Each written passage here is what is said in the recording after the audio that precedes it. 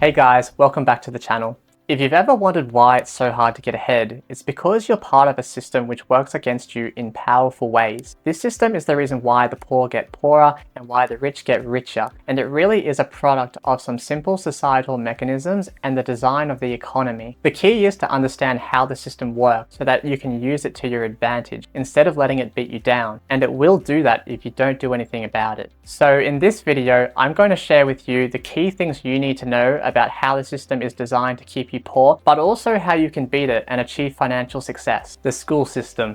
Today's school system has changed very little from the education system that was created over 200 years ago during the Industrial Revolution to meet the standards of an emerging industrial society. At that time, there was a great need for labor to do the huge amount of work that arose from the creation of factories and other industrial facilities. So an education system was created to provide a standardized curriculum to children which focused on basic literacy, numeracy, and practical skills relevant for the industrial work. Its purpose was to prime these children to one day be employees in factories who could follow orders and complete specific tasks. The schools were organized to resemble the assembly line production methods of factories which prioritized efficiency and uniformity. Schools during this period often emphasized strict discipline and obedience, which reflected the hierarchical structure of industrial workplaces. It was all about teaching people to be a piece of component labor, a cog which fits nicely into a larger machine, being the factory they worked for. And the school system today is still very much entrenched in the Industrial Revolution model. There's standardized curriculums and testing on a range of academic subjects, which is designed to prepare us for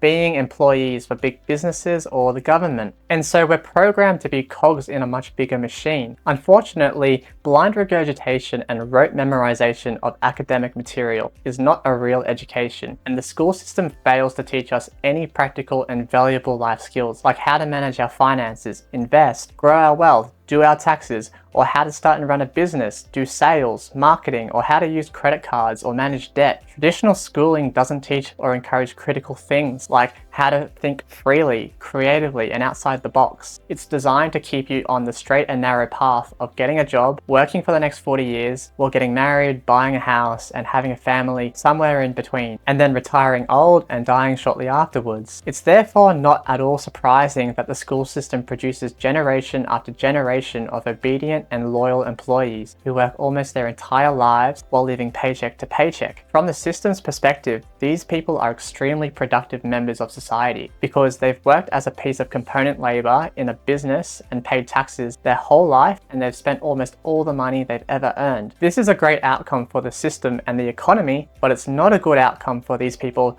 who spent their life serving the system and don't have much to show for it themselves. Belief and value setting. Our beliefs, values, behavior, and view of the world are strongly shaped by key experiences and teachings we have in our formative years, and they usually stick with us on a subconscious level for the rest of our life unless we make a massive effort to become aware of them and unlearn them or change them. By the time we're 10 years old, we already have a view of the way things are, how we should live. So our beliefs and our values are largely determined by what we pick up from our parents, what we're taught in school, and what we see and hear in popular media. We're programmed to think in a specific way, which makes us pawns in the system. So to take a better look at what impact your parents have on you, in many homes money is seen as a taboo topic which you just don't talk about, which gives you no opportunity to learn about it.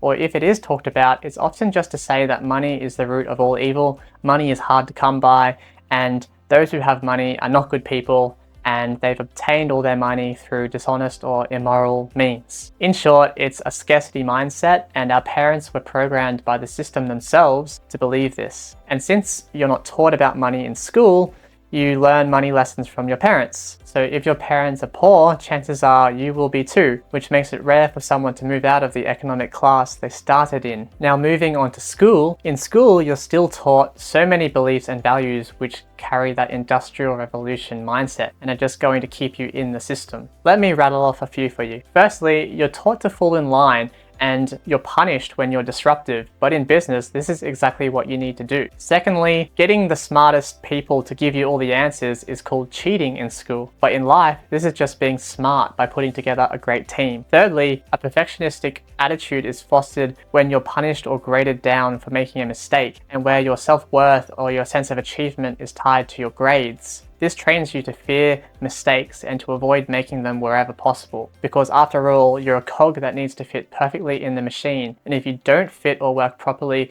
you'll be replaced. This also prevents people from being curious and asking questions due to fear of being seen as dumb or incompetent. In reality, the most successful people in life, those who are curious, decisive, speedy, take imperfect action, and seek feedback so that they can iterate until they achieve their goal. They're only focused on meeting minimum acceptable standards and being directionally correct so that they can move forward instead of being paralyzed by a feeling that they must be 100% correct all the time. Fourthly, school teaches that you must be proven and qualified at something before you can do it, instead of just doing the thing, learning along the way, and always looking to see how you can make improvements. In real life, the most curious person wins, not the most qualified. Fifthly, in school, you're taught that you need to trade your time for money. So if you want to earn more money, you need to work even harder and give your employer more of your time. But really, getting a promotion is just a commitment to trade even more of your time for money. Instead, you should consider having a go at entrepreneurship, where you can earn magnitudes more money than you can from a job, and where your earnings are not directly tied to how many hours you work. School never tells you how ridiculously hard you work in a job for very little pay. This becomes very clear when you realize that the money you can make from a single transaction in business dwarfs your annual salary. Working harder does not equal more money. Sixthly, school teaches you to save your money instead of investing it. But if you save and don't invest, inflation silently eats away at your wealth your whole life. It's a silent killer. Your pay will barely keep up with inflation, so you can't save yourself to retirement or financial freedom. When you save, your money is at rest. When you invest, your money is at work. And you need to put your money to work. Save, but then buy appreciating assets with your savings. And then we come to the mainstream media and marketing, which shove a superficial culture of consumerism and materialistic values down our throats every day. This is the idea that we need to buy lots of stuff to make us happy, and that the person with the most stuff is the happiest and wins the status game of life. It fosters a comparison mindset, which is a game which you never win because there is always someone else out there who has more than you. All I can say about this is that it's all a trap. It's one big trap. It just results in you wasting all your money on things that don't give you any fulfillment. On average, we see somewhere between 5,000 to 10,000 ads every day, depending on what research you believe. That's between 1.8 million and 3.6 million ads every year. This can come from all forms of media and marketing like TV, movies, websites, social media, emails, print media, and all over the place, like on buildings, billboards, and buses. Companies set huge budgets every year for marketing and advertising, and to research how they can get people to buy their product or service. The purpose of all of this is to get you to spend your money. And there are a bunch of underhanded psychological tricks used to make you do so, like making you feel like you won't fit in, or like you'll be left behind, or that you're not good enough unless you buy this thing now. They create a sense of urgency and hype for you to buy now by playing on your fear of missing out. You're constantly given a narrative that it's completely normal to spend extravagantly on luxurious things like it's nothing, but this isn't true, and it targets vulnerable people who don't know any better, which results in people spending all their money trying to look rich. It transfers money from the poor to the rich. And because you've spent all your money on crap, you then need to earn more money to pay off that debt or to save up again. So you keep working and paying taxes, and the cycle continues. So the media and predatory marketing strategies sell you a completely bogus view about life and success, all in the endless pursuit of profit, which is driven by a capitalistic system. Your life will change when you realize and truly believe that having a bunch of stuff does absolutely nothing for your true happiness, and it's not a measure of success at all. Instead, the most valuable thing in the world is time, and how you spend it and who you spend it with. Money is the key to freeing up your time, not to buy worthless stuff to impress other people. You need to ask yourself what success truly means to you. Your definition of success is probably very different to the one in society, which is centered all around money, power, and status. Capitalism. All in all, I think capitalism is a wonderful thing and that it's the best system we have, but it's certainly not without its issues. Although capitalism promises that whoever you are, you're free to make as much money as you want without fear of the government stopping you or taking it all away from you, it sure does create a lot of inequality, which is getting worse. The reason for this is a combination of all the things I've already mentioned in this video, along with the fact that it's quite easy to make money once you've got a solid capital base, simply because money makes more money. You often hear the great investors say that your first $100,000 is the hardest money you'll ever make. It's a grind, but after that point, wealth compounds in ridiculous ways if you deploy that capital into sensible investments and keep investing your returns. So you start making money passively, whereas at the beginning, it's labor intensive. You have to go out there and work hard to earn money by giving your time, energy, and skills. Phil Wang summarizes it perfectly. Turns out capitalism's okay when you got capital.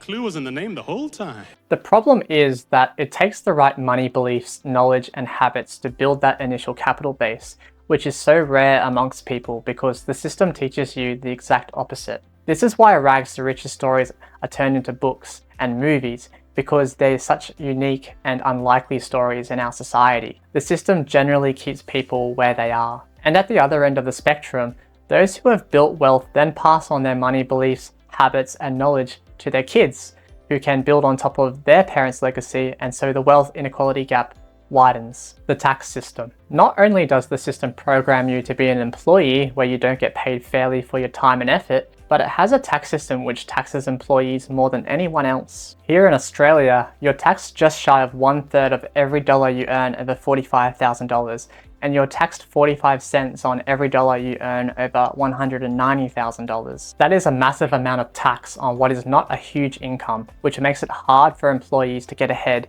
even if they're earning a decent income. It's especially harsh when you compare it to small businesses who are taxed no more than 25% of their earnings. Even large companies are only taxed 30%. On top of this, the tax system allows businesses to write off all kinds of expenses to reduce the amount of tax they pay, whereas your write-offs as an employee are very limited. And the tax system is also designed to punish savers by taxing people on the interest they earn on their savings, because this is treated as more income. By contrast, the tax system benefits people who invest by allowing them to write off their expenses and losses associated with those investments, such as interest payments on a loan used to buy an investment property. That's all tax deductible, so you actually get tax breaks for having debt against investments, but you get taxed on interest earned from your savings. And finally, the tax system doesn't charge you on capital gains on your investments until you sell them, which when you do, you can do in a strategic way to minimize your taxes. This creates a situation where a property investor can buy a place, wait for it to go up in value so that they have equity in the property, and then use this equity as a deposit on their next property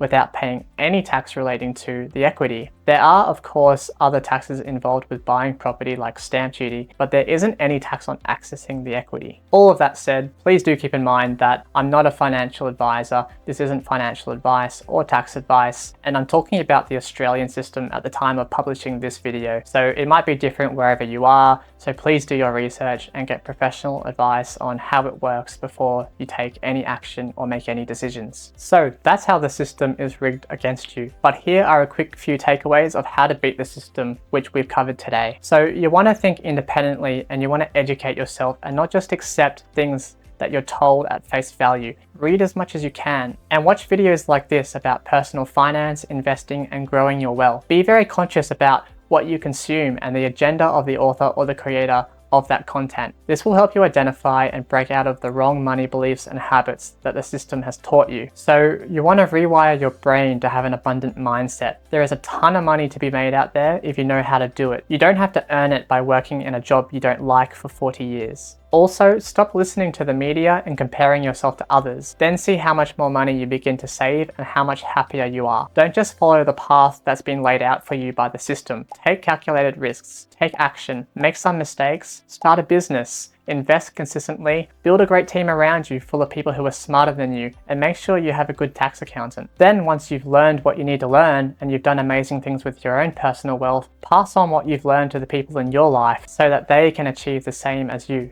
Well, that's it from me today, guys. I hope that the video has shown you a different path that you can take rather than just getting lost in a system which isn't designed for you to win. If you got value from this video and you're interested in how to start building that initial capital base, which you can then start to grow through your investing, you'll love this video on your screen right now, which is all about how you can become an expert saver. Please consider liking the video and subscribing to the channel as a way to show your support. I upload videos like this every week. Thanks so much for watching, guys. Have a great day and bye bye.